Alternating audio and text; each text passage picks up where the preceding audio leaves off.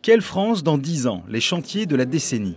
Plus de 70 contributions écrites, 700 contributeurs et plus de 2000 participants au débat. Ce débat, France Stratégie l'a voulu, pas comme les autres. Remise au président de la République et au Premier ministre le 25 juin dernier par le commissaire général à la stratégie et à la prospective Jean Pisani-Ferry, les grandes conclusions ont été présentées aux contributeurs et débattues en présence des grands témoins.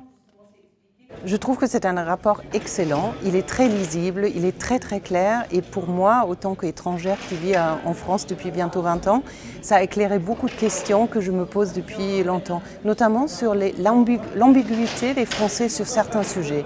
Et je trouve surtout les deux premières parties qui, sans concession, décrivent les problèmes, les challenges, les défis de la France, mais aussi les atouts de la France sont extrêmement bien écrits et les préconisations sont très pertinentes, mais il faut passer à l'action maintenant. Dans ce rapport, deux ambitions majeures pour la France en 2025. D'une part, rejoindre le premier tiers des pays européens en matière d'emploi. Et d'autre part, faire partie des 10 pays de l'OCDE où l'on vit le mieux. Parmi les préconisations, une série d'objectifs à atteindre sont proposés.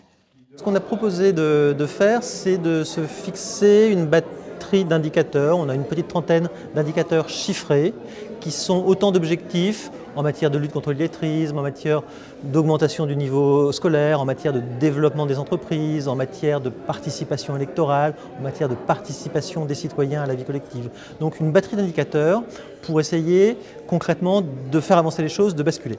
Ce qui compte, c'est de savoir où on veut aller, avec qui et pourquoi. C'est ça que le rapport nous permet de clarifier.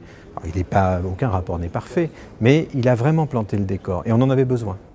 Grâce à une méthode qui privilégie davantage les démarches participatives, les préconisations distillées par France Stratégie devraient permettre de lancer concrètement les chantiers de la décennie.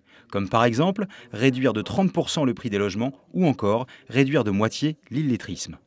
Des chantiers sur lesquels devraient résonner les termes éducation, solidarité, dialogue social, réforme, environnement et économie du mouvement.